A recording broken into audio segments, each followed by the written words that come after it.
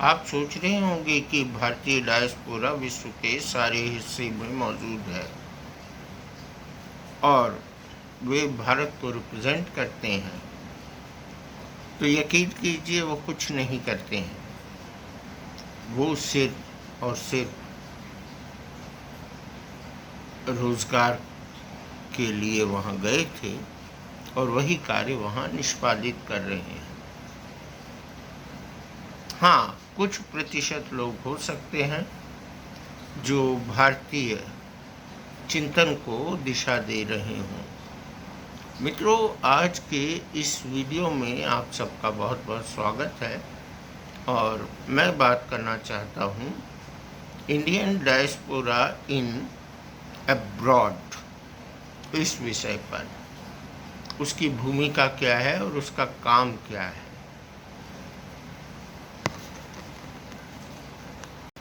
भारतीय डायस्पोरा के मेंबर्स जो भारत से गए हैं वो सिर्फ और सिर्फ डॉलर कमाने के उद्देश्य से विश्व में फैले हुए हैं और उसमें से अधिकांश तो आईटी सेक्टर के लोग हैं।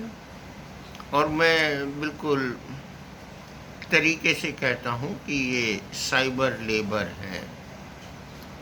बुरा लग रहा होगा आपको ये सुनने में, बुरा लगेगा ही, क्योंकि भारत में ऐसा कोई भी बड़ी सॉफ्टवेयर स्वदेशी कंपनी ने साहस नहीं जुटाया कि हमारे लोगों को भारत के अंदर ही सॉफ्टवेयर डेवलपमेंट का काम दिया जाए, उसके कारण जो भी हों। लेकिन एक बार अगर भारत में निजी क्षेत्र में या सरकारी क्षेत्र में कोई ऐसी कंपनी आ जाती जो कि भारतीय लोगों के लिए आईटी फील्ड के रास्ते खोल देती और बड़ी स्पीडली उसमें आप देखते कि भारत की ग्रोथ किस तरह से बढ़ती। मैं ये नहीं कह रहा हूँ कि बिल्कुल वाशिंगटन डीसी बन जाता, हर शहर पूरा अमेरिका की शक्ल ले लेता हिंदुस्तान और हम बहुत विकसित राष्ट्र की श्रेणी में आ जाते। पर मैं इतना ज़रूर कह रहा हूँ कि आज से 20 साल पहले अगर ये कदम उठा लिया जाता तो निश्चित तौर पे हम काफ़ी आगे होते। आज आपको तो ये भी नहीं मालूम है कि आपका जो योग दिवस है उसे पूरे विश्व में मनाया जाता है। लेकिन विश्व भर में योग दिवस मनाने के साथ साथ एक ज़बरदस्त मैसेज गया है कि भारतीय योग को पूरा विश्व अपनाए अपनी हेल्थ के पॉइंट ऑफ व्यू से, और बहुत सारे देशों ने इसे आत्मसात किया है, योग दिवस भी मना रहे हैं। लेकिन योग अभ्यास के तौर तरीकों को सीखने के लिए यूरोप में अगर आपको एक शिक्षक बन के जाना है तो आपको कुछ डॉलर लेकर खर्च करने होंगे अपनी क्लास चलाने के लिए, और वो डॉलर आपको ब्रिटेन या अमेरिका की किसी संस्था को देना होगा। ये जानकारी है आपको? योग हमारा, शिक्षक हमारा, ज्ञान हमारा, और यहाँ कॉपीराइट वसूल कर रहा है यूरोप। कभी आपने सोचा नहीं? क्यों सोचेंगे? और इंडियन डायस्पोरा भी क्यों सोचेगा? क्यों? इसलिए नहीं सोचेगा कि वो सिर्फ वहाँ पर साइबर लेबर है, वो सिर्फ वहाँ पर किसी कंपनी में एक छोटी मोटी जॉब कर रहा है। ये दुखद बात है। भारत में उन परिस्थितियों का निर्माण करना होगा, और उस परिस्थिति का निर्माण करने के लिए आज ज्ञात हुआ है कि भारतीय जो न्यू एजुकेशन पॉलिसी है उसको इस कैबिनेट ने मंजूरी दे दी है। तो कैबिनेट का धन्यवाद, लेकिन क्रियान्वयन में क्या क्या सावधानियां बरती जाएंगी उसका ध्यान रखना ही होगा। आपके पास बहुत बड़ा इंफ्रास्ट्रक्चर है, आप उसका इस्तेमाल कर सकते हैं और बहुत तेज़ी से उसको आगे ले जा सकते हैं। चलिए, तो इंडियन डायस्पोरा कर क्या रहा है इसकी जानकारी हम लेते हैं। सामान्य रूप से वो अपने काम कर रहा है, सामान्य रूप से वो डॉलर कमा रहा है। डॉलर भारत में भी आ रहे हैं, जी हाँ, इसमें कोई शक नहीं। लेकिन मुख्य हिस्सा कहाँ जा रहा है? आप अपनी जीडीपी को बहुत आगे बढ़ा सकते थे। आपके पास ऐसी कंपनीज ही नहीं हैं जो कि आप भारत के अंदर रहकर उन कंपनियों की सर्विसेज विश्व स्तरीय मल्टीनेशंस को प्रोवाइड करें, वहाँ के लोगों को करें।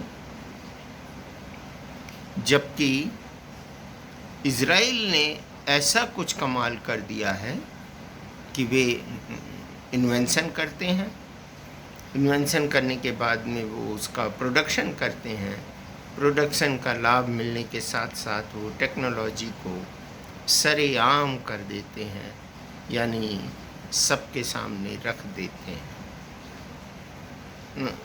भारतीय परिवेश में ऐसा कुछ नहीं हो रहा है, और आज से नहीं, बरसों से नहीं हो रहा है। अब तो ध्यान दिया जा सकता है। डायस्पोरा वहाँ जाकर क्या करेगा, वहाँ पर रहने वाले भारतीय क्या करेंगे और वो कर भी क्या सकते हैं? उन्हें सिर्फ और सिर्फ अपने काम को यथासंभव सुरक्षित रखना है। अमेरिका की पॉलिसी आपको समझ में आ गई कि वो अमेरिका फर्स्ट के रूल्स पर काम करता है, और भारत सबके लिए काम करता है, क्योंकि भारत का बेसिक सिद्धांत ही है विश्व बंधुत्व का। वो एक खास तरह का एक कॉकस नहीं बनाता, उम्मा की कल्पना नहीं है भारतीय दर्शन में। भारतीय दर्शन में है सबका साथ। आज की आपको लगेगा कि पॉलिटिकल बोलो, नहीं, ये हमारा नीति वाक्य है वसुधैव कुटुम्बकम का। मैं वही बात कह रहा हूँ। तो प्लीज़, अगर आप चाहते हैं, कोई सुन रहा है, तो भारत के अंदर ही कोई ऐसी कंपनी आप बनाएं जो कि ऑडिट, अकाउंटिंग और तमाम सारे एजुकेशनल फील्ड में, इंटरटेनमेंट फील्ड में, सॉफ्टवेयर तो सबसे बड़ा मार्केट है, उस क्षेत्र में काम करें। हमारा कपास ले जाकर हमें कपड़े वापस मिलते हैं, तो ऐसी स्थिति ना बने। हम अपने देश पे गर्व करते रहें। विश्व गुरु तभी बनेंगे, इस तरह से नहीं बनेंगे। तो जो विदेशों में रह रहे मित्र हैं, वो प्लीज़ देखें ज़रा कि हमें करना क्या है। मुझे लगता है कि वो समझ चुके होंगे कि उन्हें करना क्या है। आप योगा के बारे में बात कीजिए कि योगा जो है वो हमारा राइट है। एटलीस्ट हमें तो योग क्लास चलाने दी जाए। वो $2,000-2,500, हालांकि होता कुछ नहीं है, बहुत छोटा सा अमाउंट है विदेश में काम शुरू करने वाले के लिए। लेकिन हमारी जो अस्मिता है उस पर एक सवाल ज़रूर है, बहुत बड़ा सवाल है कि हमने जिस चीज़ को इन्वेंट किया उसका कॉपीराइट भी हमारे पास नहीं है कि हम ये कह सकें। उसे ऑथेंटिक होने की या उसकी सर्टिफिकेशन करने की जिम्मेदारी अमेरिका ने अपने हाथ में रख ली है, ब्रिटेन ने रख ली है, कनाडा ने रख ली है। मुझे इन कंट्रीज से कोई व्यक्तिगत कोई दुराव नहीं है, मुझे तो अपनी परिस्थिति पर हंसी आ रही है और दुख भी हो रहा है। धन्यवाद, नमस्कार। फिर इसी तरह की बातें करने के लिए कभी फिर मिलते हैं। मिसफिट लाइव से के इस अनियमित प्रसारण को आप देख रहे थे गिरीश बिलोरे के साथ। आप सबका धन्यवाद, नमस्कार जो आप यहाँ पर आए।